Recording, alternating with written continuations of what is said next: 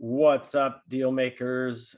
Give me a couple minutes here. We'll get everybody trickled in and we'll get things started here. Good to see all the familiar faces. As you guys kind of trickle in, you guys know the drill. Go ahead and use the chat feature over there. Let us know where it is that you're tuning in from, what your name is, and where we can find you on Instagram. And again, we want to just kind of know so that we can connect with you guys. I'm going to also post in here our Facebook group.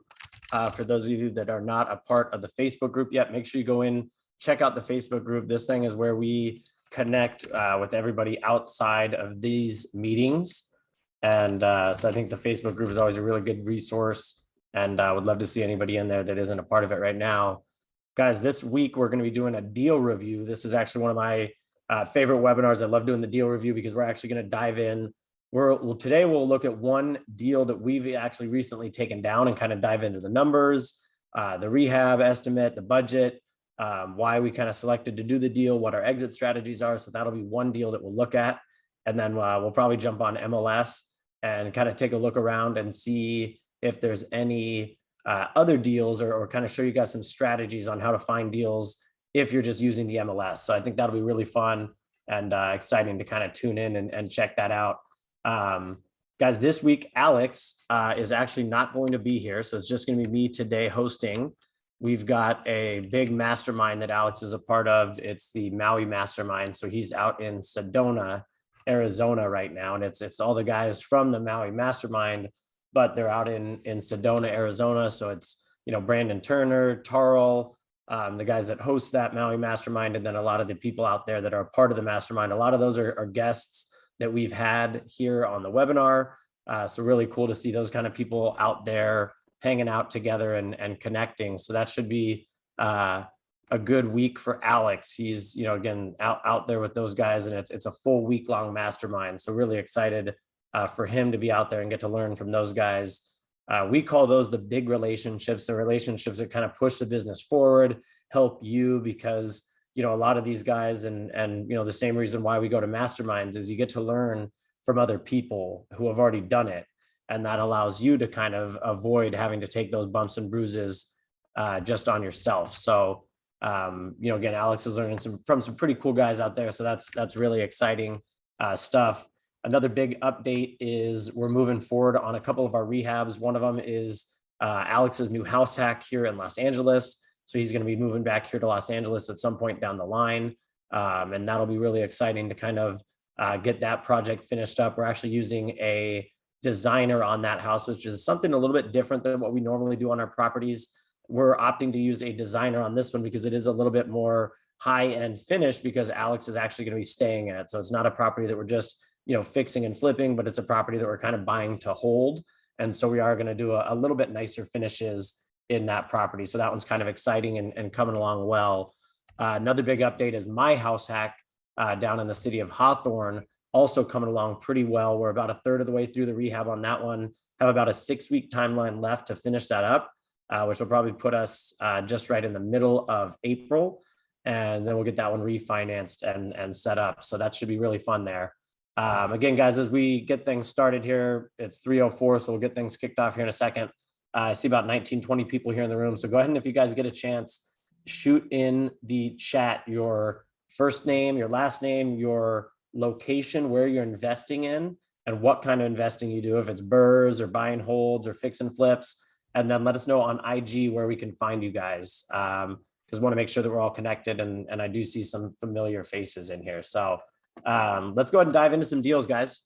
I'm going to go ahead and share my screen with you, and we'll go ahead and pull up a deal that we recently purchased. If you guys can see my screen, please let me know. So this is a deal that we recently purchased, and the reason why I want to bring this one up is it's a basic, base hit deal, but it just kind of gives you guys an idea of, why we buy these base hit deals and why the base hits are really the ones that kind of keep things going for you while you're waiting, intermittently for those home runs, for those big deals to come your way. So let's take a look at this one first, just via the aerial map here. Perfect. All right, now we're seeing the map. All right, perfect, guys. So sorry about that. We'll kind of give you a brief recap again of what it is that we're looking at here. City of 29 Palms, right? This is our aerial view, our big macro view of the area. For those that don't know where 29 Palms is, Joshua Tree is going to be just right over here, the next city over. And then you have Yucca Valley, Morongo Valley, back in here to San Bernardino, Riverside, and then obviously Core LA out here. So why we're using, this aerial view, this satellite view, is we want to be able to see where our property is, what's in close proximity to it. And that's where I was mentioning that this road right here that's close by to our property. So if you were to wake up out here at an Airbnb in 29 Palms and you wanted to go check out Joshua Tree National Park, you could cruise right out this road, go right down Utah Trail, and this is the eastern entrance into the park. And you come down here into the park, you have Skull Rock, Arch Rock, two of the big, kind of photo viewpoints out here in the area. And, people love coming to this area. So if you want to go see that and you want to be able to get in and get out quickly, you can do that very easily from this 29 Palms entrance, as opposed to all the way here at the Joshua Tree. You've got to come through all of this on those smaller one-lane roads. So it can take a little bit more time.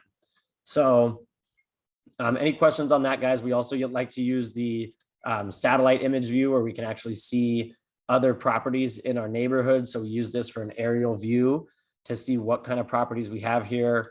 Again, how developed is our neighborhood compared to the other streets out there? It looks like the further out you go, the less and less the developed streets are. So we're, right here close to, again, 29 Palms Highway, but we're at least a couple streets off. So we're not right on the noisiest street in town. We're also right near a bunch of different restaurants, which is great for location for Airbnbs. You want to be close enough to town, but also have enough area and land. And then we use this little guy right here, the orange dude in the corner, and he allows you to drop yourself right here onto the property. So we can see our garage in the back of the house. We can see our house right here. And then we can kind of see our mountain view and all the neighbors that we have around us. You do want to note on these the date that some of these pictures are taken, right? So these images here specifically are not from 2022, but from 2012. So you just want to be aware when you're looking at this, that this is a 2012 picture. And so we look at this picture now, and this is what it looks like. This is a little bit more, modern, a little bit up to date, but still has some of the older windows and things like that on there. And these are things that we can use to gauge our interest in doing a rehab on the property. So we like to use that. Again, we use Google Maps, and then we'll also jump in and we'll take a look at the property on MLS. I'm going to pull up my calculator in a second as well, and we'll kind of go over the numbers on this deal as well. So this deal came from a wholesaler, and the wholesaler knew that we bought in the area because we have previously, purchased nearby. So whenever we're, buying, and that's why, Alex is really big on social media, is we like to buy in areas that we've seen success in before. So this particular property, we've seen success in Joshua Tree before. And if you guys haven't heard yet, it's a pretty active Airbnb market out here in California.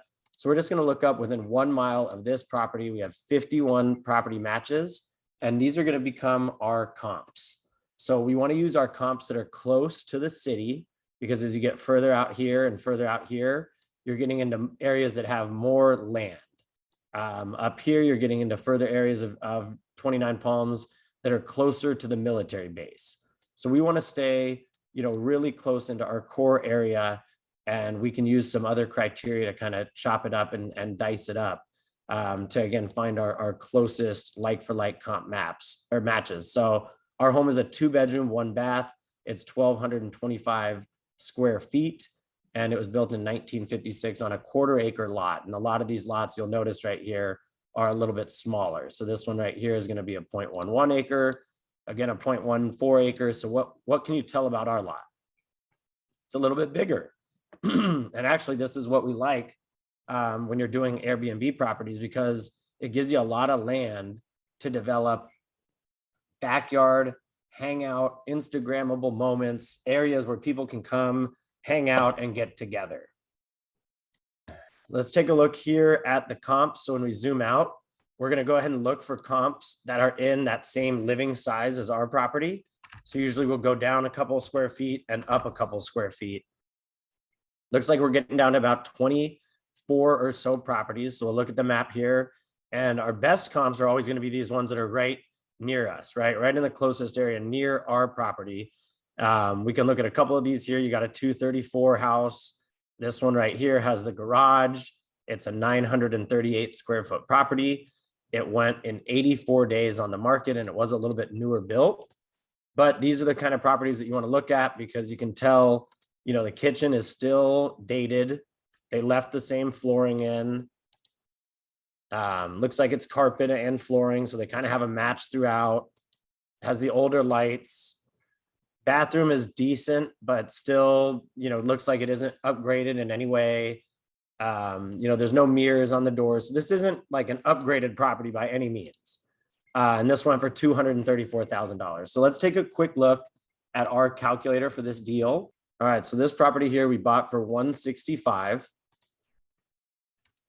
And when we look at the rehab on it, we think the rehab is going to be, all right, so you guys see the calculator here. I'm going to zoom in, show you guys what we're looking at here on our base case. Do you guys see the base case calculator there in the middle? Or give me a thumbs up or a yes in the chat if you guys do. Perfect. Thank you, Melissa. So this property here we purchased at $165,000 from a wholesaler, and we think it would probably have about, probably 35 to 40K of rehab. So we kind of put right in between there at 37, and we put in 145 days as our standard kind of hold time. We had a 20% down payment. We're bringing in 100% of that rehab. And so we look to raise funds for this, about $70,000, $80,000 here. Looking at the property, we put in our hard money points, our interest, we do our resale properties if we're planning on reselling it. If we're not planning on reselling it, we can go ahead and zero these out if this is going to be held as an Airbnb. And you'll notice that gives us even more flexibility on that price there. So that's $36,000 because we're paying a total of $12,000 in real estate commissions if we go to resell this property. So if we don't go to resell this property, we can hold on to that additional $12,000. And that's where you're going to see that property, price that you're going to make on the sale then goes up, as does your annualized ROI. So this is why we like to buy these kind of properties, is because it gives us multiple exit strategies. So when you guys hear that term, exit strategies, an exit strategy for this property would be to buy and flip, right? An exit strategy for this would be to buy and hold. Another one would be to buy and short-term rental, the Airbnb method. So we have a couple of different options there. And if we do buy and hold or buy and short-term rental, we are not going to pay those resale costs. So the resale cost, the inside commission, is usually the commission that we're paying to our agent. We usually pay $5,000 flat fee or 1%, whatever is higher. So 1% in this case would be $2,600, after taxes and time spent. It's not even really worth it for our agent. So that's where we go at about $5,000. And we're able to do that because we send a lot of business to our agents. So looking to get at this deal, we're at about a $165 purchase price. I'm going to go ahead and switch back now to our internet page so that we can look at the comps again. So we've got a 234. This is a not fixed up home, and it went back about 4 months ago. So we're going to keep that one in mind. We're also going to switch over and we can look here at the agent one line display, which gives us a little bit more ability to search further. So here on this property, we're kind of looking for that 2-1 match. And here's some 2-1s that are in the 900, 912. These are 1945s, 1953s, which if you guys remember is pretty similar to our house. So we're just going to look and kind of see like, what are these 240s looking like? Here's one that you can tell has the newer windows on it. You can just tell right from the outside, it's got that white, vinyl around the outside. You can tell this guy did a pretty decent flip. He did go cheap and didn't go with the quality photos, which I always wonder why people do that when they do. This also could have just been somebody that, paid a handyman to come in and do, a new tile job on the fireplace. And because it looks like some of this other stuff in here is pretty original, and maybe do some new flooring in just the main room and some carpet in the bedroom. So This property went for $242,000 in 65 days. And again, we're getting that idea that it looks like, people aren't really buying the properties that aren't fully fixed up out there unless they do have that turnkey kind of look. So let's go back here into our display. We're going to keep looking at some of these other properties. Here's another 240. You're going to kind of tell by these newer white windows, the newer white door with the little kind of glass, mirror in there. This kitchen is actually starting to look a lot like our kitchen. Our kitchen had that same kind of countertop and same cabinets on it. This bathroom is very similar to our bathroom that has, the prefab, pre-built in bathroom area. And this property looks very similar to ours, except for the pool, which, doesn't at this point look to be operable. But that is something to keep in mind there, that pools do go for a good little bit. So these are all kind of our comps. We're seeing these 240s. Here we go into the 249s now. These are going to start to get into bigger properties as we go up, which is where our property is actually in reality, because we are closer to that kind of 1,100, 1,200 square feet. Here's again this, 269.9. It's a 968.21. So we're going to want to look at Old Dale Road and see what we have here. And again, you can tell right off the bat, this looks like it's going to be a Airbnb ready kind of property. It has a new flooring in it. It looks like it's leaving you the beds, little, kind of wall design on the back, the accent wall, brand new mini splits. You can tell this was redone recently. It has a new flooring, and it's going to more than likely have a new bathroom and a new kitchen. So you guys can see this one right here. With the detached one-car garage, looks very, very similar to our property, right? And so that's where we're able to kind of, confidently say that 265 would be our base case estimate. Now we're going to notice that this sold in 26 days. That's a great time on market for out here in the desert. For desert properties, it goes a little bit longer. This one is actually active under contract, so it's not sold yet. But what we can do is we will go ahead and give this guy a call just to check in with him. I did this before, but I'll do it again right now and just kind of play it off if he answers again, just to show you guys how and why we do that. So give me 1 second here. We're putting his phone number in. And we are going to call this agent right here on the spot.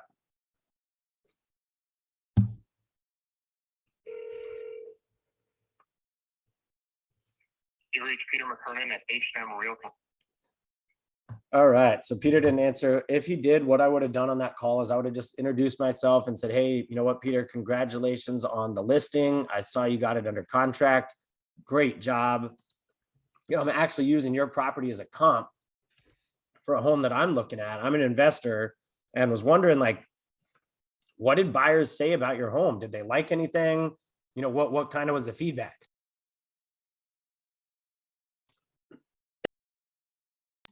Sorry about that.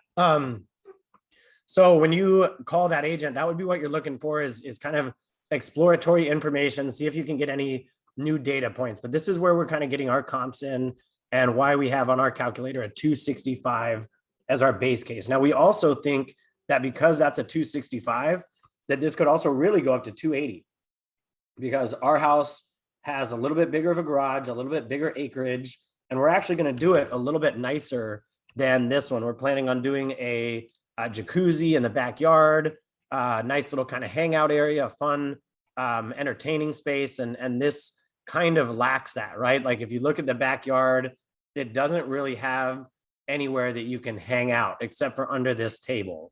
So we're going to kind of do a little bit more on ours. And we think that by doing a little bit more, we might be able to get a little bit more on our resale. To do a little bit more usually is going to cost a little bit more as well. So we did put in a $45,000 rehab estimate because we would probably need to put in that jacuzzi and probably need to put in a couple of extra features to get that higher resale price. Still going to have the same purchase price because we already locked it in at that. And then here on our bad low scale, we really don't see it going lower than 260. It's a property in an up and coming area, and it's going to be pretty dialed in and fixed up. If worse things hit, we hit a 50K rehab. That's what it would look like here. We would lose, an additional kind of $13,000 off of our profit. We're also going to lose another 60 days in this worst case scenario method. So we're just looking at what would this look like in the worst case? Like if everything went bad, everything hit the fan, what would we make out on this particular deal? And that's kind of why we're using this best case, base case, worst case model. Anybody have any questions on the base case model or the scenario there? And if not, I'm going to go ahead and switch back over to our comps. And we'll check back one more time here on the map. So guys, that's just to give you an idea. We're kind of looking 228s, down here, there's some 242s. That was one of the ones that we looked at. I think we looked at this 220. Oh no, it was the other blue one up here, 240, sorry, that was under contract. So that's how we're kind of looking at and comping out these deals and making these business decisions. It's not whether I like the house because it has solar, but it's because based on the comps, based on the facts that we have, the factual data that we can pull from this area, we're able to determine that we think that would be a good price. Now, we also have our contractors and construction experts that are out there in the area that are able to get over to that property and check in on that property and give us feedback on that property. And usually, we're able to get those people out there very, very quickly for us. So it's pretty easy to do. Chris, you have a great question coming in about buying a calculator or a spreadsheet that's similar for this. I'll send you over my Venmo. You're more than welcome to send me $1 million. But if you go to the Facebook group here that I just put in the chat, super cool. Become a member of the group. It's free. Go over to the files section of the group and you'll be able to find a free copy.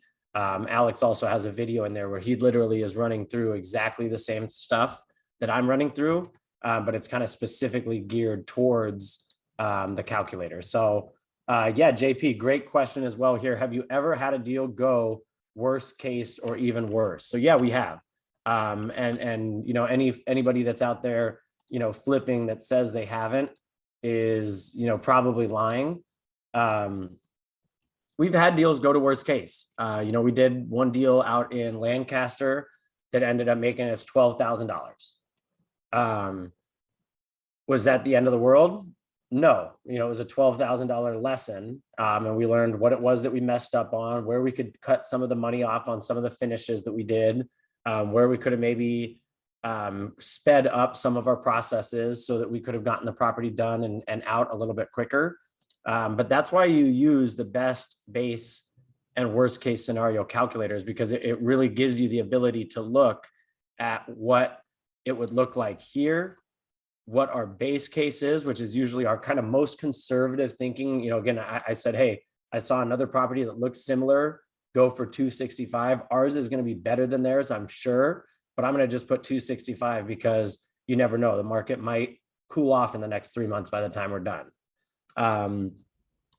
We could put in here 40 and see what that looks like. That's still going to be a 30K deal. 30K is typically our minimum budget or our minimum profit that we want to make if it's a deal in the desert. And why that is because you look down here in the total cash investment, the amount of money that we need to take out of our bank account and use to make this money is not as large as some of these deals that you might see in Los Angeles, core LA. I'm just going to switch this one over here to 500K purchase price.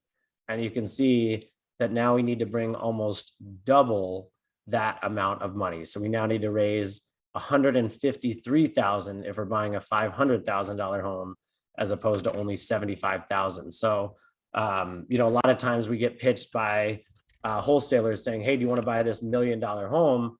And it's like, well, man, I'm going to make $50,000 on $1 million home. Why would I risk 250,000 to make 50,000 when I can risk 70,000 and make $40,000 and just do 5 of these deals that I know I can hit? I don't know if I'm going to get $1.5 million for that deal in Beverly Hills. Like I might, sure, but it might also be a longer undertaking, and who knows what that project is going to look like, right? So that's why we kind of tend to stray towards these lower purchase price homes in Los Angeles, the core Los Angeles homes. just seemed to work a little bit better for us. So again, guys, if you get a chance, use the calculator. Main reason why I like using this calculator is because it does give you that best, base, and worst case scenario. Any other questions on that portion of looking at deals, guys? Any questions on again, when we're looking at the comps, that's how we kind of get our rehab estimates, and that's how we kind of come to our decision on what our place is going to look like. So we'll look at a property like this, and if we were to call this guy and he says, yeah, you know what, we actually kept it open for 2 to 3 weekends, we had some high offers, we accepted one at 275, then we might say, okay, cool. So we would need to also do some kind of accent wall in the bedroom. Does it mean we're going to go blue with these sideways lines? No.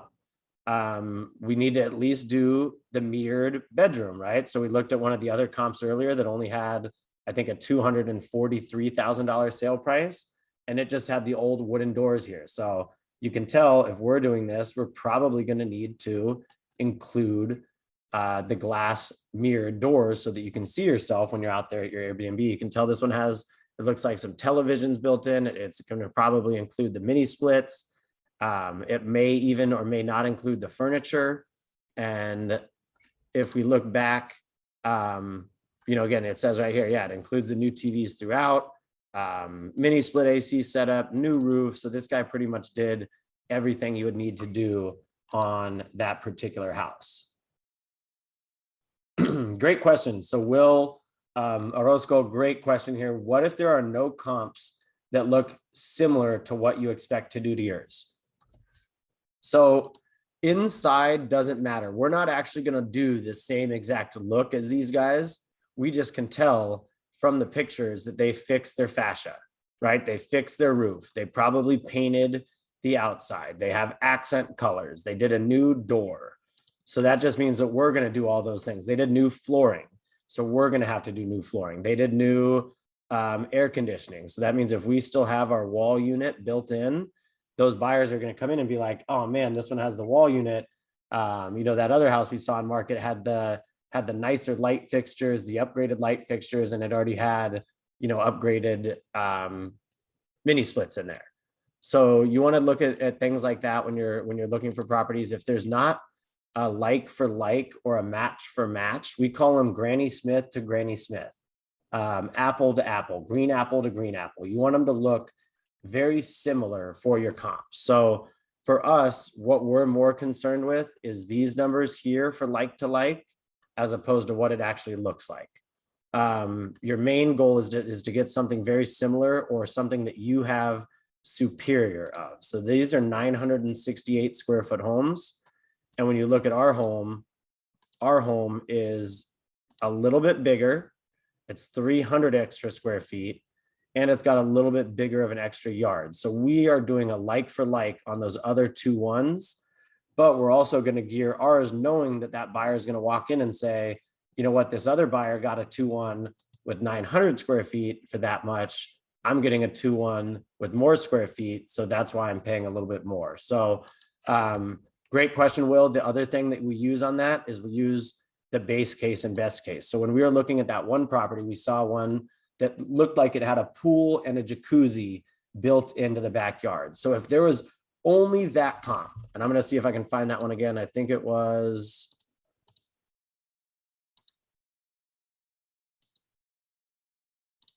let's see.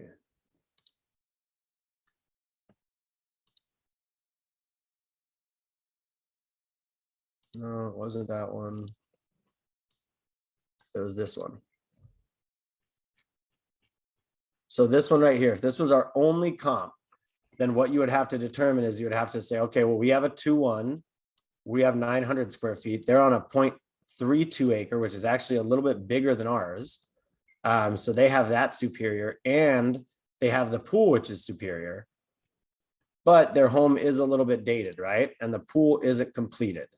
So you can tell they didn't really do the new floors, the new carpets. They left the walls. These are going to have the textured walls on it. You can tell they didn't do the flooring.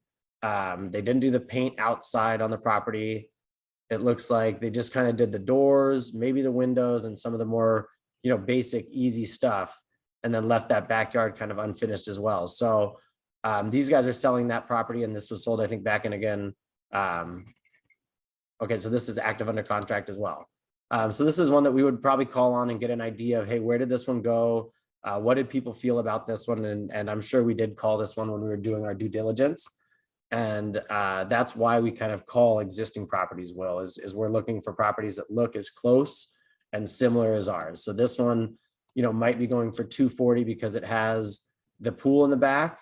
Well, we're going to be a little bit better finished. Ours is going to be upgraded finished and a little bit bigger. So we're going to hope for 250. And that's where, if we do hit that worst case, if it was to go for only 240, then we make, $64 on the deal. We'd probably still be about a 40K rehab, because I don't think we would mess up on our rehab and on our ARV. Usually you mess up on one of them, but very rarely when you're experienced do you mess up on, multiple pieces of this. So we make 10 grand on the flip. Not the end of the world. That's where we might also decide to pivot and say, let's zero these out and let's go ahead and hold that as a buy and hold. And in a couple of months, we'll see that properties are going to probably go up out here in the area. So great question. I got another question coming in from Dominic. Has your team always raised the rehab capital out of pocket, and why not wrap it into the hard money lender? So great question there. A lot of times with hard money lenders, they're going to do a draw process. So if we were to use a hard money lender, we would maybe just put 20,000 there, and we would assume, maybe call it 25 actually. So we'd say, okay, we're going to do the first $10,000 of rehab, and then we're going to call our estimator or our inspector from the hard money company. They're going to come out, look at it, give us the 10,000 back. Then we'll do the next 10,000, then go back. For us, it's just easier to do the full 100% on our end. That way we don't have to have anybody holding our hands or wait for an inspection to get the money back. And we end up paying a private money lender, a partner of ours, interest on this money. So that means we get to borrow $75,000 from somebody, and at 8% interest,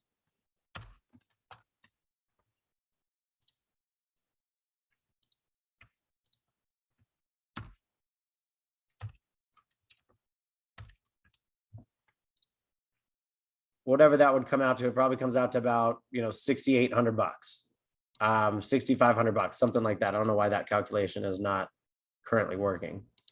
Probably because that one's a sum of a sum, but either way, that is a way for us to kind of leverage our money. The other reason why we don't do that money on our end, Dominic, is because, let's imagine we're doing 10 flips, 10 times, $75,000. That's, $750,000. So it gets up there pretty quickly. So we just kind of prefer to use partnerships and money partners to kind of get an access to that there. So let me pull up the calculator. I think you guys are saying that you're not able to see that. So let me pull up the calculator real quick, just so you guys can see what it was that I'm talking about. I'm essentially saying that this cash investment right here at $74,000, if we were to just drop this number down to 20% on our out of rehab, or 25%, that would mean we'd only need to raise $44,000 to do this deal. For us, if we're raising $44,000, a lot of lenders, $44,000 just isn't enough for them. That's, if you're lending on houses, you probably have enough money in your bank. Usually it's over 6 figures in your bank that you're willing to risk. And, to risk only $44,000, if we paid $10,000 or 10% interest on that, you would make $4 grand. So at the end of the flip, you'd be at $48,000. It's going to be a little bit more difficult to stack up that way. Now, if we did 80 or 90 or 100 grand and you're getting 10% interest on that, then you're at 110 after this. That's a little bit more worth it. $10,000 is a family vacation for 4. So that's what a lot of our investors use this for, is to park money and pay for kind of, their family activities, family events, and things like that. Do you deduct money for taxes? How do you get taxed on the IRS on the flip? So we do not deduct money on here for taxes. This is income, and we pay taxes on our income, on our revenue. So we just know at the end of the year, however many flips we did, we have our books, we look at the profit, and then we submit that in, and our accountant lets us know, hey, you guys are going to be paying this much in taxes. So we typically are not putting in here, if you did want to, and you wanted to pre-account for your taxes and there was no acquisitions fee, then you could just do tax withholding right here. You could say, I want to hold back $5,000 out of this for taxes. So really your net profit would be a little bit closer to 29,000. Does that make sense, Desiree? And again, we use this line down here. Sometimes it says acquisitions fee. That's, let's say we're partnering with somebody in the group right now. So somebody in our webinar right now, Desiree comes to me and says, Desiree or Will, I've got a deal. I don't think we can close on it myself. Do you want to partner on it? We'd say, sure, let's take a look. We might pay you a $5,000 fee for bringing us that deal. So we would put acquisitions fee. You could also put in here cash for keys. Let's say you're buying the property and you have to pay some money to the tenants to help them relocate. That's where you would put that money in. This yellow is going to be a deduction. So it will come out of your costs. So this is not going to add to your profit. This is going to deduct from your profit. So let's say you wanted to pad extra heavy. Let's say you're in a really high tax bracket and you wanted to hold 10,000, then you would know, hey, our net profit would be a little bit closer to 24K on here. Cool. Great question, guys. Keep them coming. If you have any other ones, let me know.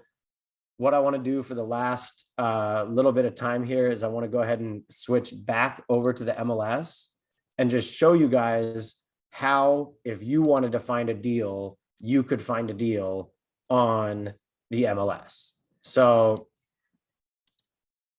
let's see here. You guys should be able to see my screen here now.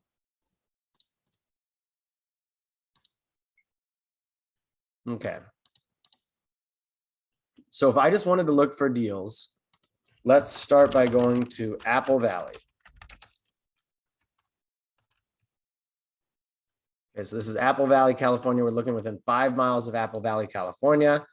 And what we're going to see here is Apple Valley. We're getting a little bit, kind of creeping over into here into Victorville and a little bit here into Spring Valley Lake. So what I'm going to do is I'm going to come back to my criteria and I'm going to go to city, and I only want to have Spring Valley, because if I have Spring Valley houses, then that's going to allow me to zoom in, or sorry, not Spring Valley, Apple Valley. So if we go to only Apple Valley, that's going to drop us down to 135. If we take that out of there, we're at 147. So the reason why I want to do that is because most areas that you're going to go to, this might be Compton and this might be Gardena. And so this Gardena price and the Compton price are not going to be the same. Some of these, as we get further out, are going to be Victorville, and Victorville prices are not going to be the same. But it looks like they consider Apple Valley all the way up to here. So this is strictly looking at available properties, active properties in the city of Apple Valley. If we really wanted to, we could go to 0 to 10 days. That chops off 50, no, actually more than that, about 70% of our listings. So you can also go to 0 to, call it 30 days. So these are still a little bit fresher. That gets us to about half. Now there's two strategies, guys. Some people are going to go 30 to 150 days and say these are the stale listings that, have gone past what we typically would call, in this market, guys, homes are selling in 2 to 4 weeks. If it's priced correctly, the home is gone in 2 to 4 weeks. So if you are past 4 weeks at 30 days, you're a stale listing. So some of these stale listings are going to be people that are like, hey, you know what? I'm really nervous. I haven't gotten any offers right now. If you gave me an offer, I would probably accept. And we can start in here. I'm also just going to come back to here and put in single family residence only. So I don't want to get any apartments.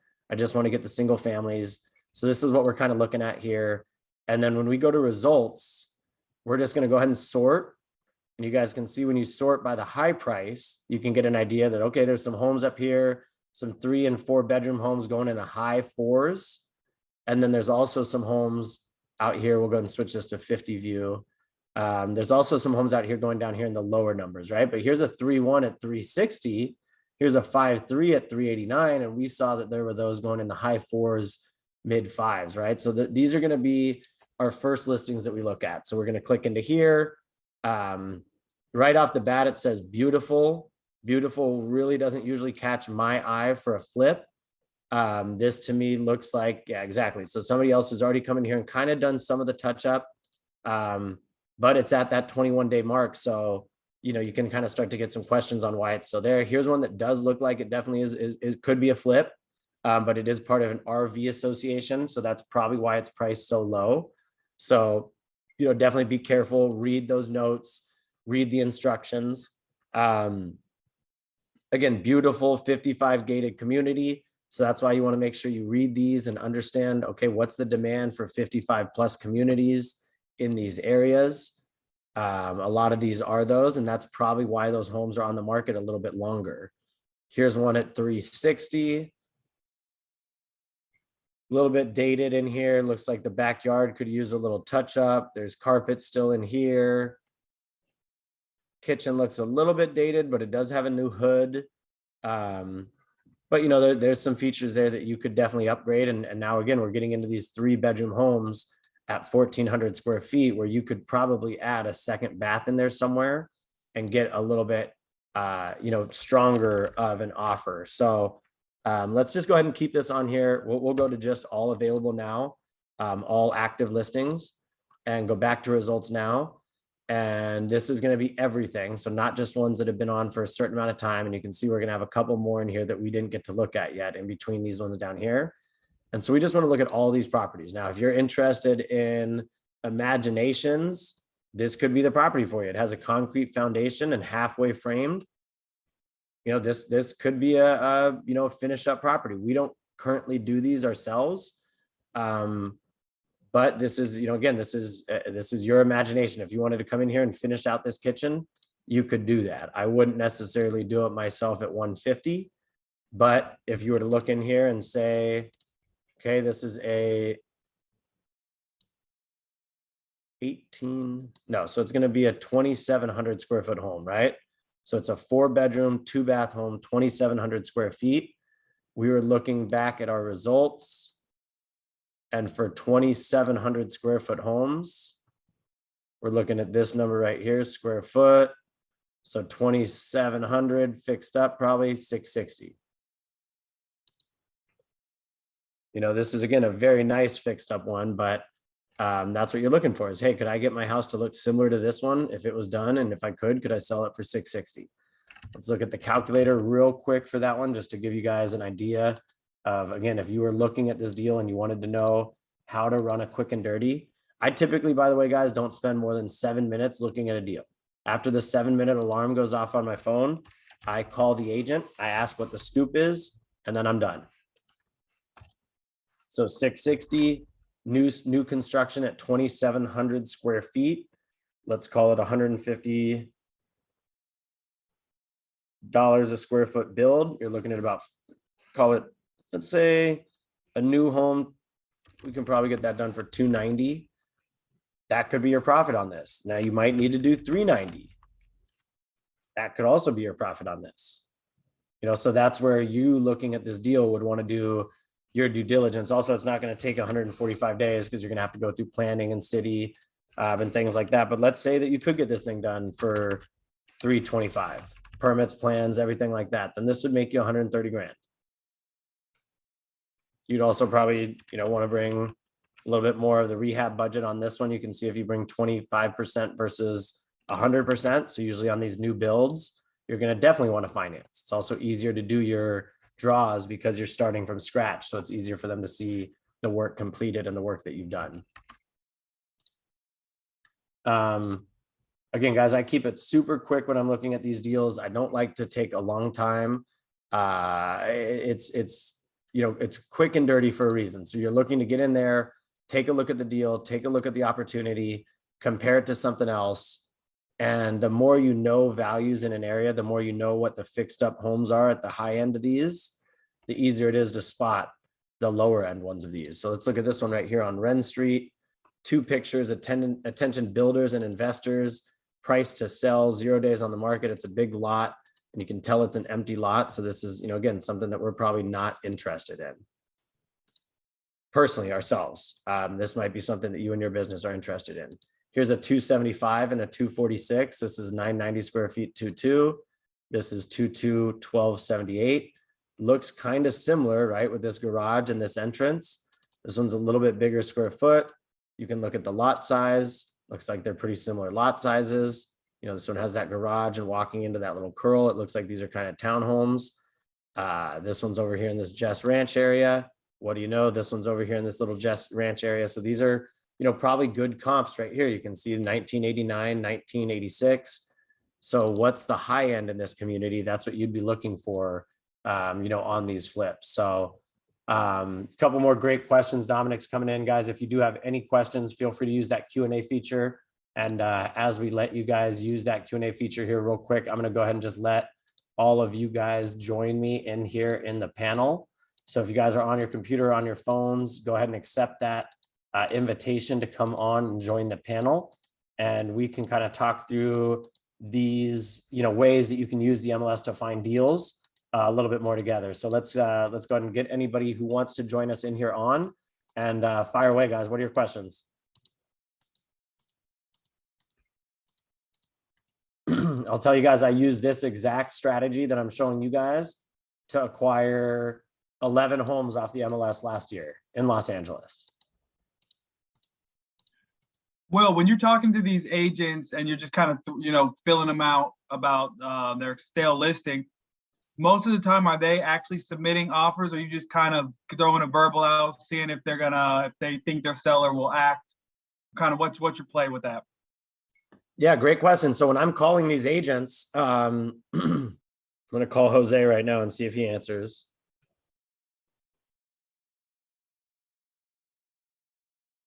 So when I call the agents, I'm going to ask them for what's the scoop. And if I do get them on the phone, guys, please keep quiet. Good afternoon. This is Jim with Berkshire Hathaway. Hey, how are you doing? I was hoping to get in touch with Jose or Elvis regarding a property they have. Yeah, speaking. Awesome, man. My name is Will. I'm an investor here in the area, and I kind of was trying to get a little bit more of the scoop on this property and what's kind of going on with it. Which one? The one you guys have listed out in Apple Valley on Elm Drive. Oh, yes. We're supposed to be accepting an offer either today or tomorrow. It's in a senior community, so there's a big HOA there. Yeah, I saw the 55 and up, right? Yeah, it's a very desired community in Just Ranch. So, what was I gonna say? Yeah, basically, everyone who goes there, everyone who's there is all retired. It is really, really nice. Like, I mean, I'd probably live there myself once I get up there in age now, if I'm still here in the high desert. But hey, I was really looking at it from my mom. She's a little bit older, past that 55 area. So this looks like a beautiful, beautiful retirement home. Not a retirement home, but a retirement community, right? Yeah, it's very nice. Like, they're really strict there in a good way. They check who you are. Everyone's safe there. There's patrol cars that patrol the area 24/7, and just nice, good, clean community that keeps everyone safe. And they have like a club there. They have tennis. They have pools. So it's a good community. And then right outside the community, there's all the shopping centers. There's the Targets and Best Buys and all the groceries you need. Literally, like, not even like a quarter of a mile outside of the whole location. So yeah, it's a pretty good area. The seller is pretty elderly, so we've been waiting for her to sign the offer. She hasn't signed it yet. That's what's going on right now, as of now, because she's in the hospital in Cedars-Sinai, and she doesn't do e-signing, which has kind of been a big little hiccup, I guess, that's been taking time, because if she were to e-sign, it would be very, very easy. Yeah. But that's kind of where we're at. All right. You can e-sign with WhatsApp. I don't know. We had a seller that couldn't get on the internet, but somebody was able to help them with their phone, get WhatsApp on there, and then they were able to authenticate through there. So I don't know, maybe that would help you out. Right. Well, I tried, but she's the one who just wants it. She wants to be in person in the hospital. Somebody come over here and take this house from her in the hospital. I love it. Exactly. And she was a agent before. So usually when I deal with them, she's a nice lady, don't get me wrong, but usually when you deal with someone who's a little older and they were an agent before, they kind of like want to think they know it all and stuff like that. That's kind of how it works. Think they're a little bit more savvy than they are. Okay. Exactly. So they want to see it, they want to ride it, So she's nice and stuff, but that's how everyone is actually that I've dealt with that was an agent before. They're all the same way. They all want to kind of like trying to teach you something and take long and read everything. So I don't know why, but that's how they work. Well, tell me, like I said, I'm kind of looking for my mom. So, just out of curiosity, like what did you guys accept the offer at? Right now, it's a little bit above this price. Okay. Yeah. I'm looking, like I said, there's a couple other properties in the same community that are similar communities nearby that I've kind of been looking at as well. So just a little bit over listing price. That seems like kind of the top value. Do you think these homes in this neighborhood, if it was like fully fixed up, would go for a little bit more, or is this kind of the top end that you're seeing done out here? Well, there's two areas. There's basically two sub property types in that area. This one is attached. It's like a home, but it's you share a wall in a way. Yeah, you have that shared wall with the neighbor next door, right? Exactly. But everyone is telling me that you don't really hear anything and it's pretty good. And the way they were built is pretty good. So they kind of forget that it's shared wall. But there's 2 or 3 different types. There's condos. No, I'm sorry. There's 3 property subtypes. There's condos in that. I guess it was a variety. So if people can afford the actual houses, they go with that. And if they can't afford the town ones, they go to the condos. That's kind of how it works there. Got it. It's pretty smart. Whoever built that, but it's pretty smart. So everybody has an option that fits their price point. Yeah, I like that. Exactly. Yeah. So there's condos there, which is like apartments, but they're condos. And then there's the one with shared walls. And then there's one where they're homes. They're single family homes, no shared wall, backyard, everything. So there's basically 3 types. This one is the townhome where it kind of like shares it, but it's pretty big enough inside where it feels like it's a home, and then you have your own backyard too. And they have the kind of vaulted ceiling, so it feels a little bit bigger than like a condo, right? Exactly. Yeah. Okay. So it's nice in there. It has updated flooring. I'm sure you saw the picture. I wish I would have took better pictures and made it look clean and just get all that stuff off the counters, but I did the best I could. The reason it looks like that is because the son actually lives right there in that house, and the mother lives next door. And he's just been stressed because his mother has cancer, and that's the reason she's in and out of the hospital. So, yeah, the house is in good shape. New flooring throughout, pretty clean. Once you get the stuff out of there, look good as new. Look good as new. No, I appreciate it, man. Well, congratulations on getting the offer accepted. Hopefully you can get the. It's not accepted yet. If you're still interested, I'm not gonna lie to you. It should be accepted soon, but technically we haven't signed anything. We haven't opened any escrow. So if you would, do you have an agent or? No, I'd be open to making the offer with your representation. Okay, right, perfect. Yeah, so if you want, if you want to, just let me know. Maybe we can show it to you, and then obviously, you're not dumb. I'm not gonna sell your intelligence. So you have a way better chance of getting the house. Obviously, if you go with me. Okay, well, let me run some things by my mom. Kind of see where her cap is on numbers on this. And then let me give you a call back here later tonight if we want to, schedule a time to come out there tomorrow. Yeah, perfect. Sounds good. And I think the association is $146 a month, but you have to. That's what it is. That's what. But obviously, you have to double check. But it's $146 a month. Perfect. Jess Ranch Master Association, right? Yes. Yeah. Perfect.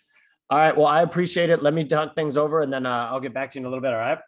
Okay. And then just to let you know, once you let me know, yay or nay or whatever. Just to keep in mind, the offer that we're accepting at is not 5 digits over the list price, if that makes sense. Okay. Catch my drift. Yeah. So no, I get you. 5 digits. Perfect. Well, I appreciate it. We'll kind of see if we can get close enough to there to make things happen. And I'll shoot you over our offer terms if we're open and if we do need to come out and see it. I'm pretty familiar with the area because we've been looking, pretty regularly, but we'll see if we can make things happen. Okay. Sounds good. Hey, thanks a lot. Have a good rest of your day. All right. You too. Bye-bye. So there you go, guys. I mean, I could have kept going on and on with the guy. I didn't really want to make up an even further, fib and story on that guy, a little white lie. But did you hear how the guy gave me the number at the end? And I would have honestly done that as soon as I asked him. I said, hey, man, the next question I would have asked is, are you representing that other offer? And if he would have said, no, I'm not representing that other offer, then I would have immediately gone for okay, well, my offer is superior then because I'm making it with you. So I need to know a little bit more how close to asking you are. You can't just tell me, we're a little bit over asking, because that's a little bit of a difference between you getting double commission on this, or you missing out on double commission because you didn't, give me a little bit more of a hint. So you can tell that guy was playing by the books. Again, I don't want to get in trouble with Jose or anybody. Don't call the board of realtors or anything on him, but he played by the rules right there. And he said, hey man, you know what? Not within 5 digits. So he's saying $10,000. So he's saying it's over asking, but it's not higher than 285. So if you wanted to come somewhere in between 275 and 285, you know where you're at. So Dominic, I would have just responded like, hey man, so if I came in at like the 279 range, like, do you think we could make that happen? And he would have probably been like, yeah, man, if you come out and see this house, I'll tell the seller that you're my guy. Your mom saw it, you guys are in, and you're ready to move forward. Cool. Yep, thanks. Anybody else have any questions? I see Rigo. When you find a deal on the MLS, do you contact the realtor yourself to make an offer, or do you use a realtor to represent you? So great question, Rigo. You heard me say it right there, right? And you kind of heard the conversation change on his end. As soon as he was like, oh, I'd be representing you? Of course. Well, then just so you know, and he revealed that information to me himself. He didn't even wait for me to ask.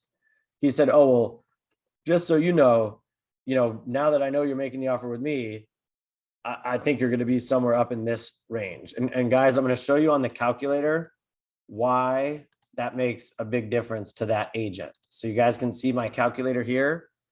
That agent stands to make, if the property goes for $275,000, right there's the purchase price, they stand to make, $29,000. Actually, sorry, that's on the resale price. So if this was 290 or 275 right here, I'm sorry, guys. I was like, that's way too much money.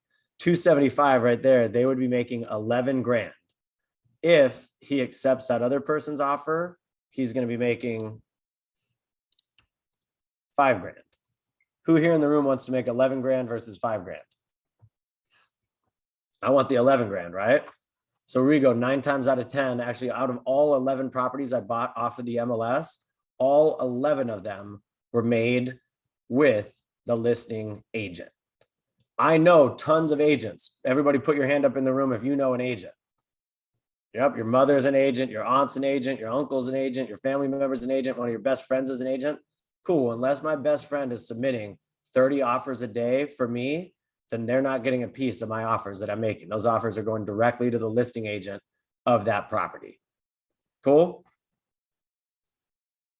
Any other questions, guys? That strategy that I just showed you is literally how I took down 11 deals this year off the MLS. It's also how I reviewed and ran numbers for the additional 10 properties that I bought off of wholesalers this year. So I took those numbers, I went in, I put the address in, I looked at it on Google Maps, I observed the differences, I looked for features that I like, I looked for features of the neighborhood. If every property in the neighborhood has a pool and mine doesn't, then that means mine's going to probably sell for less than the other ones. So keep an eye out for that, guys. Love hanging out with you. Anybody else, any final questions or anything they want to review on that? If not, we'll catch you guys on the flip side. Thanks again, Will. Yeah, thanks, Will.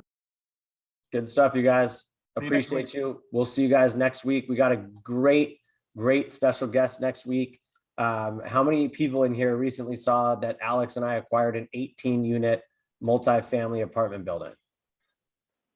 Super exciting. So this next week, we're bringing on a special guest, and we are talking multifamily investment strategies. So this is now probably going to be one of the more advanced calls that we've done on this webinar. We've done this for about 65 weeks, really kind of focusing on single families, fix and flips, some of the more basic strategies. But this next week will be a chance for you guys to kind of take that, hey, what could my investment portfolio look like a couple steps down the line? You're not going to be able to buy, a 20-unit apartment building without experience, but it'll give you guys a little bit of an idea of, hey, what does this look like down the road? Cool. Special guest is Kristen Bergman, by the way, just so you guys know.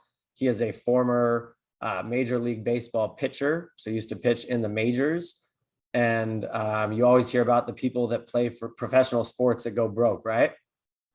Yeah, this guy's the opposite. I think he's made more money out of professional baseball than he did in professional baseball. So he's got a really great story. He played, I think, 10, 12 years in the majors. So it's not that he didn't make good money, but he'll go over some really cool strategies with you guys on ways to look at multifamily investments. Cool stuff, guys. I appreciate your time. We'll catch you on the flip side. Thanks, Will. Later, guys.